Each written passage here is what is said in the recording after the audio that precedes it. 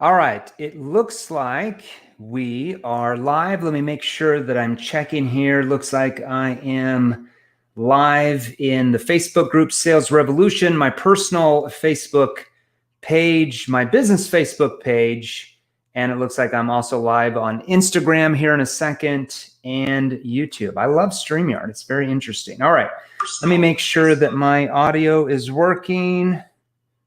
Messenger is working. All right. Okay, so we are live. Today we've got some interesting subjects that we are going to cover. So I want to welcome you to this live, okay? Now, today we're going to talk about what do you do? Like, good Lord, what do you say when the prospect early in the conversation says, hey, I'm just too busy to talk. Can you call me later? Do you ever get that one?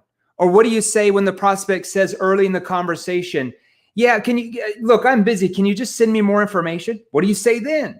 Or what do you say if the prospect says early in the conversation to try to get rid of you, hey, I just, enough about the questions. Like, I just need a quote. Can you just send me a quote? Or what do you say early in the conversation if the prospect says, hey, I'm just too busy to talk. Just shoot me over a proposal and I'll get back to you to see if we want it. What do you actually do at that point? How do you react? What do you say? Depending on what you say and ask, I will tell you, you can take this to the bank, will determine the income you make as a sales professional. If you're the business owner, will determine the revenue that your company drives 100% of the time. Now, if you're brand new to our Facebook group, okay, because I know we're streaming on Facebook, our Facebook group, Sales Revolution, YouTube, we're facing on IG right now. We're also on my personal Facebook. So if you're brand new to the Facebook group or you're brand new to even seeing who the hell Jeremy Miner is, I am the founder and chairman of a company called Seventh Level. And we help sales professionals just like you watching me right now, just like you. We help sales professionals, coaches, sales managers, executives, business owners, business leaders, entrepreneurs, and we help you transform the way you sell, the way you and your team sell by learning how to use human behavior to your advantage in the sales process. Learning specific skilled questions, we call those neuro-emotional persuasion questions with the right tonality that put your prospects at ease, eliminate sales pressure, can you imagine that? And actually get your prospects to want to engage with you, to want to open up to you and actually sell and persuade themselves. Now, along the way of this live for the next 30 minutes where I go through this, if you want to know more details about how we can help you sell a lot more of your products and services, like we have for thousands of our clients in the last 2 years, in the comment section, just post hashtag NEPQ, hashtag NEPQ, and either myself or someone on our team can message you more details to see if we can help you. Of course, you don't have to learn how to sell more. You can always sell less. I'm just joking. Now, if you're on live right now as well, I want you to post hashtag live. I see some of you doing that right now. Thank you. If you're on live right now, post hashtag live. And if you're on the replay, post hashtag replay. So if you're on live, post hashtag live. If you're on the replay, post hashtag replay. I also want each of you to go ahead and smash the heart button several times. So go ahead and smash the heart button. And I want you to smash the like button. So go ahead and smash the heart button, smash the like button. The reason why we have you do that is it creates more engagement in our Facebook group, Sales Revolution, and more people are able to see this live to get more help. Now, if you are watching me because you're here on YouTube, okay, or if you're on my personal Facebook group, or you're just on my personal Facebook, for friends or whatever, we will just ask for a Facebook group links to Sales Revolution, and somebody on my team will actually post that for you. Chris or maybe Erica, maybe you could go ahead and post the Facebook group Sales Revolution. You're welcome to join us in there. We got lots of training resources in there to help you sell more of your products. We give you little hors d'oeuvres so you can taste on it. All right, so let's jump into the actual training. Make sure you possibly take notes at this point. You probably want to do that. I don't know if you want to sell more. Now, what do you do? And I'm going to throw this in that one. I didn't even mention this. What do you do when the prospect says at the end of the conversation, wow, this sounds really good. This sounds really good, Lottie. This sounds really good, Chris or Donnie or whoever your name is. But you know what? I just need to talk to some people that you've helped. Like, can you send me some references from, clients of yours? Do you ever get that one? Okay, let me break that down for you why they're doing that. References from satisfied customers can be a great tool to help a prospect move forward with the solution. However, it can also be just a way for the prospect to get rid of you. Let me repeat that. It can be a way for the prospect to try and get rid of you, okay? Typically, if a prospect asks for references, is because there's something that you said or questions you just don't know how to ask in that conversation that is triggering them not to trust you in what you said is really going to get them the results they're wanting. So they're asking for clarification from other people because they don't trust what you're saying is possibly going to get them where they want. I just want to be real with you. That's just human behavior 101, okay? Now, here's what you have to find out. You have to ask what are called NEPQ qualifying questions to find out if this prospect is really serious about changing their situation. They might have a concern, or they're just completely wasting your time.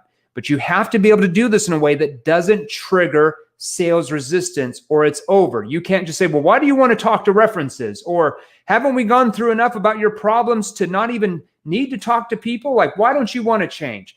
That's not going to get you anywhere. It's just going to lose a lot of sales for you. So I'm going to role play with myself. I'm going to be the prospect, and I'm going to be the person that's talking to that prospect. Take notes on this for sure.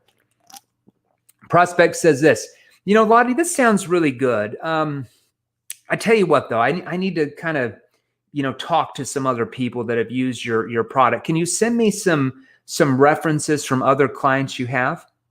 Now, the first thing you're going to do is you're going to deflate any sales pressure. So you're going to say this, yeah, that's not a problem. I'm curious, what would you like to ask them when you call?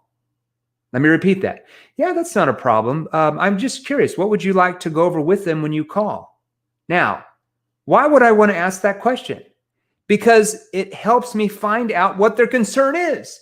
They're going to say, well, I just have a question about this, or I'm not sure it's going to do this for our systems if you're B2B, or, you know, I'm not really sure it's going to be able to do that for us. And now they've just told you their concern. And now you're able to be there to help them resolve that concern. Now, another way you can reword that is you can say this. Okay, yeah, that's not a problem. Just so I can send the right people to you, what specifically would you like to discuss with them when you talk? That's just another way to reword that. Okay, that's not a problem. I can do that. Just so I can send the right people to you, though, what specifically would you like to discuss with them when you talk?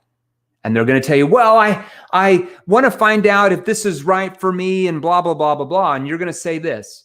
Yeah, I mean, that makes sense. I guess when do you plan on calling them so I can let them know to see if they're going to be available for you? Let me repeat that.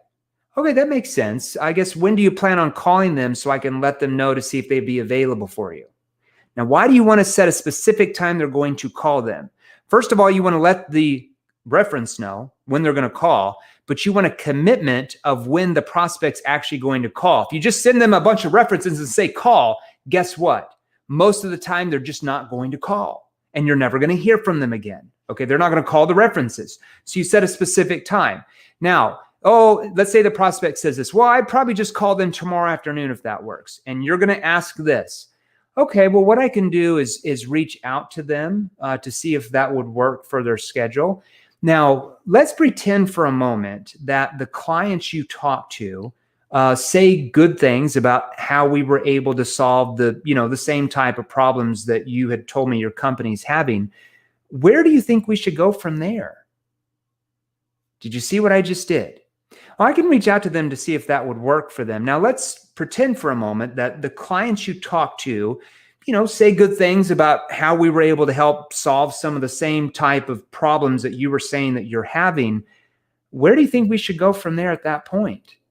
Now, let me give you a warning. If you simply agree to send a prospect references without a firm commitment to know what the next step is after they talk to them, then you will most likely never hear from the prospect again, okay? If they say, well, we would do business, or, we're going to definitely do this, that's one thing. If they say, well, then I've got to see if the company would have the budget, or, then I've got to, think it over, then I've got to talk to my spouse, then they just told you their real concern, and you're there to help them resolve that concern. All right, we just went over what to ask and say if the prospect says, can you just send me some references? Now, let's move on to this one. What do you do if the prospect says at the beginning of the call, let's say in the first 2 minutes of a call, hey, this sounds good, but I'm just too busy to talk. Can you just send me over a proposal with your pricing in it and I can get back to you? Does that ever happen to anybody when you call? Of course it does. I know it does. You have to know how to resolve that or you're dead in the water, okay? So let's do this. You first of all, never fall prey to just sending a proposal with your pricing in it, ever. That is rule number one. If a prospect asks for a proposal up front, before you've even discovered what their situation even is, or what problems they have, or what's caused the problems, the root cause, or how the problem's affecting them, you are dead in the water. 99% of the time, you're never going to hear back from them. You're wasting your time. So this is exactly what you say. I'm just going to give you a little nibble. This is all in our NEPQ Advanced NEPQ 3.0 and Advanced Inner Circle training, plus hundreds of more subjects and what to do at what place and the whole sales process. I'm just giving you like a tenth of a tenth of a tenth of a tenth of a tenth of 1%. Probably want all of it if you want to make a lot of money as a sales professional or a business owner. All right, let's do this. So they say, can you just send me a proposal with your price and I'm just too busy? You're going to agree with it. Yeah, I'd be open to putting together a proposal for you. Now, Amy, to be frank though, I'm not quite sure we could even help you yet with what you do. I'd probably need to know a little bit more about your situation and XYZ and what you're kind of using now for me to be able to put something together for you that might be more useful. Would that help you? Let me repeat that. Yeah, I'd be open to putting together a proposal for you. Now, to be frank though, John, I'm not quite sure we could even help you yet. I'd have to know a little bit more about your situation with who you're using now to be able to put something together for you that might be more useful. Would that be appropriate? Now, what do you think they're going to say? Nope, that would not be appropriate. You should not find out about my situation. Of course, they're just going to say, yeah, that makes sense. Notice how I said to be able to put something together for you that might be more useful. So it's to their benefit. You see how we just structured that and positioned that. Then you're going to start asking what are called situation questions. We teach all of these in our virtual training courses to help them discover what their present situation is, or some people call it their current state. Then you're going to take them through the engagement stage to help them find their problems with problem awareness questions, solution awareness questions, consequence questions, the whole 9 yards. Then at the end of that call, you're going to come back. Now, if you sell a 1-call close, this is different. But if you're a 2-call close or a 3-call close or more B2B, more complex selling environment, because we train companies in all types of environments, salespeople too, at the end of that call, you're going to do this. You're going to come back and say this. Okay, well, what I'll do, John, if it helps, is I'll get to work on putting a proposal together for you. Now, let's assume for a minute that we get you the proposal and we're able to meet the needs that you mentioned to me to be able to solve those problems. What do you see as the next step? Do you see how I did that? Warning, if the prospect cannot give you any answers about his or her needs in that discovery call, then this is probably a prospect that's either fishing for information or doesn't have the funding or can't get the funding or budget for your solution, and it's wasting your valuable selling time. All right, we just went over what to do if they ask, can you just send me a proposal in the first part of the call? Okay, let's go over. What do you do in the beginning of the call if the prospect says, hey, I'm just too busy. Can you just send me a quote? Because it's a little bit different. Yeah, I mean, I'm too busy to talk right now. Can you just send me your pricing? Just send me a quote and I'll get back to you if we're interested. If you do that, you're dead in the water. Do you have any prospects that you just email a quote with having a 1-minute conversation, get back to you and buy? Probably hardly any, right? Okay, prospect says, hey, could you just send me a quote? Yeah, that's not a problem. What is it that you're, I guess, hoping to see from the quote? See? Yeah, that's not a problem. What is it that you're hoping to see from the quote, just so I understand? Well, I'm trying to see if we have the budget for your program, your service, blah, blah, blah, blah. Okay, that makes sense. And it might make sense before I send a quote if I understood a little bit more about who you're kind of using now, like what your situation is, just to see if we could even help you in the first place. For example, and then you're going to start off by asking a few situation questions to help them discover what their present situation actually is. It's the same structure. Then problem awareness questions to find out what their problems are, why they have the problems, the root cause, and how the problems are affecting them. Solution awareness questions that get them to start seeing, once their problems are solved, where they're going to be, like what is their objective state, and then we're pulling it away. Consequence questions that help them see the consequences if they don't do anything about solving the problem. Then we're going to transition into our presentation to go over how our individual advantages and benefits of our solution will solve each of their challenges and problems. We tie the knots, and then we're asking simple commitment questions to get them to commit to take the next step. Now, if it's a 1-call close, a little bit different than a 2-call. If it's a 2-call, that process is a little bit different than a more complex selling environment, B2B, that might take 3 to 6 months to do. It just depends on what industry you're in. Now, after you've taken them through the engagement stage, towards the end of that conversation, if you're doing probably a multiple call close, you will bring up the question they asked about sending them a quote like this. Here's how you're going to do it. Okay, well, Sally, I enjoyed the conversation. What I can do is I can get to work on putting together some quotes for you if you'd like that. Now, let's assume for a minute that we get you the quote and we're able to solve these problems that you mentioned to me to meet your needs. What do you see as the next step? Warning, if the prospect cannot give you answers about his or her needs, this is, once again, probably somebody who is wasting your valuable selling time. Now, let me give you a few more examples. Okay, we just went over, what do you say when they say, just send me a quote at the beginning of the call? Now, what do you say at the beginning of the call if they say, hey, I'm just too busy. Can you just send me some information in my email? Can you just email me some information about your company? How many of you get that? Probably all of you, right? Here's what you do. If you send information to your email, you are dead in the water 100% of the time. If you've not discovered what their real problems are, you're just dead. You're just wasting your time. Don't even send the button to send them information. You're so dead. Okay, here's what you want to do. Yeah, that's not a problem. Just so I can put together the best information for you, what exactly are you looking for? So let me repeat that. They come back and say, can you just send me some more information? Yeah, that's not a problem. Just so I can put together the best information for you, I guess, what exactly are you looking for? Well, the prospect says, well, I'm looking to see how your XYZ product could help us in our department of blah, blah, blah, blah, blah. And then you're going to say, oh, okay, that makes more sense. And who do you use now for your... And then you're simply starting through the engagement stage. See how it opened the conversation. You're starting with your first situation questions. And it's a very natural way to go from just sending some information, which you know they're never going to get back to you, to helping the prospect uncover problems that they didn't even think they had, and then start to want to engage with you. Now, after you have taken them through, okay, after you've taken through the engagement stage, towards the end of the conversation, you're going to bring up their original question they asked about sending them more information like this, because you can't sweep that underneath the rug.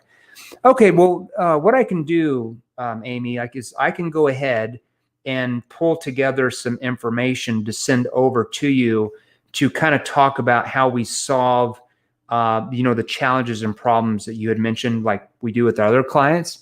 Now, let's suppose that you go through those details, you go through that information, and it fits into what you're looking for. What would you want the next step to be? See how we did that? Never send information about how you solve challenges you had mentioned. Never send out prospect information without first finding out if the prospect is a serious person wanting to change your situation. Otherwise, you are wasting valuable time. All right, we've got a few more minutes. What do you do? So we just went over what to say and ask when the prospect says, can you just send me more information at the beginning of the call? Now, here's one that you get all the time. I know all of you do, unless you do inbound leads. If you do outbound leads or cold calling, you get this all the time. You might even get it sometimes in inbound.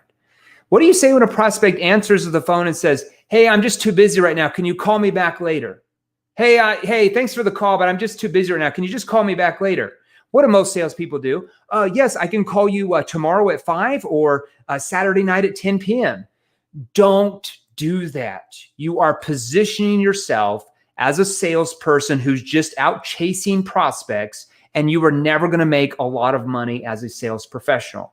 If you want to make hundreds of thousands of dollars a year in commissions, like thousands of our clients do that we train, you have to learn how to position yourself as more of an authority or expert. You're working for a company, but you still can be viewed as an expert or authority in that space without owning the business, okay?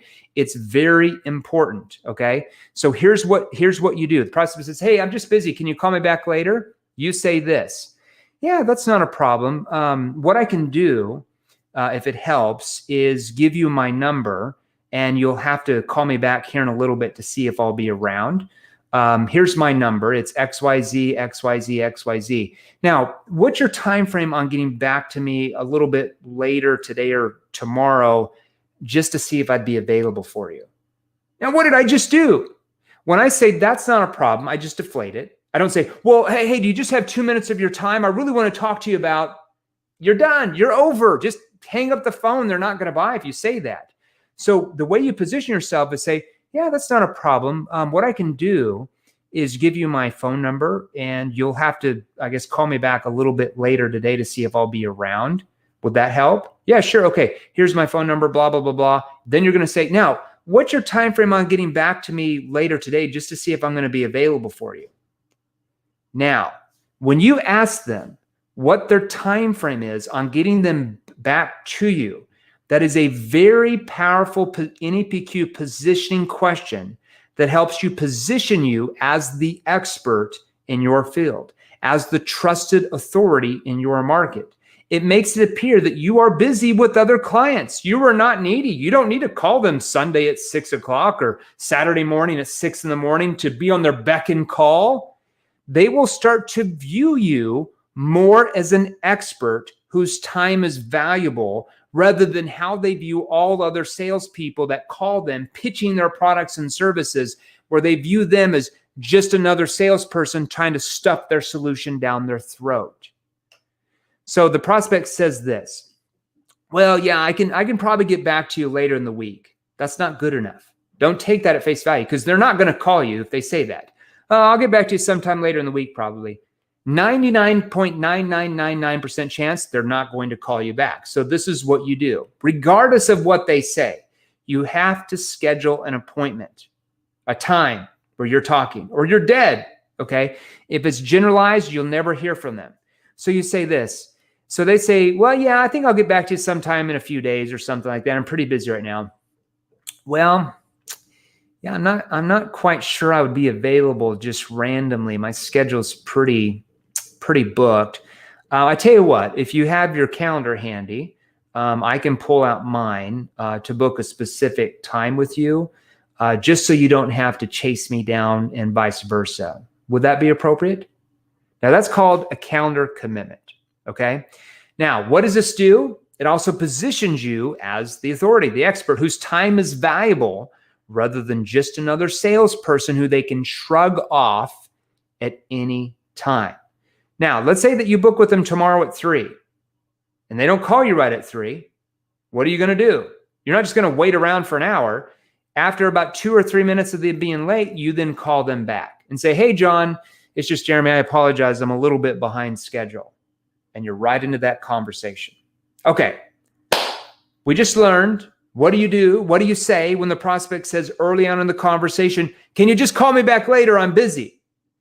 These type of objections you get, if you don't understand how to handle those, how to get your prospects to overcome those themselves, then you are losing tons of sales. You are losing tons of commissions that you would be making if you knew the right skills, if you knew the right questions. Okay, so I hope that helped everybody today with what we just went over. We went about 25 minutes. Make sure you probably want to tune in tomorrow. Tomorrow I'm going to interview a client who's just a regular salesperson, just like you, who got into our advanced inner circle training about 5 months ago. When he got in, he was already doing really well. He was making about $7,000 to $8,000 a month in commissions. Now, 6 months later, what do you think he's making? He's averaging close to $30,000 a month in commissions. He's more than tripled his income. Now, why is that? How did a guy go from 7 or 8 grand a month in commissions to over 30,000 a month in commissions selling the exact same thing? How is that even possible? Well, because he's learning skills from our advanced NEPQ training, our advanced NEPQ 3.0 training, virtual training platforms, and our advanced role-playing training that we do for our clients. And he's learned those skills to be able to more than triple his income. Do you know what the average salesperson in his industry makes? $4,362 a year.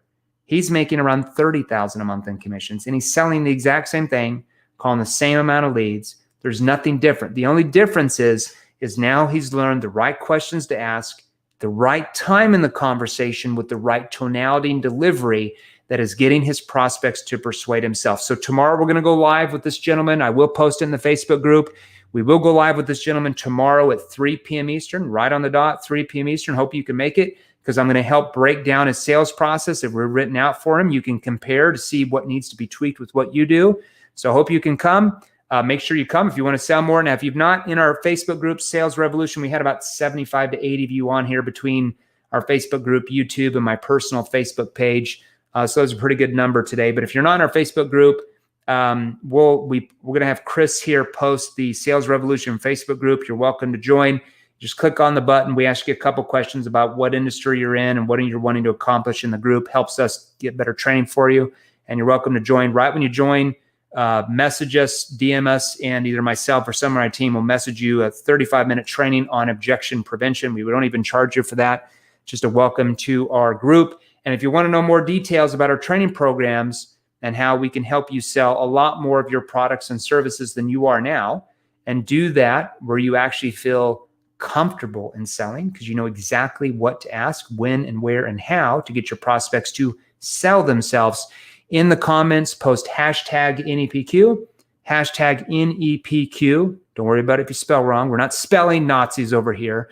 And either myself or someone on our team can message you more details to see if we can help you as well.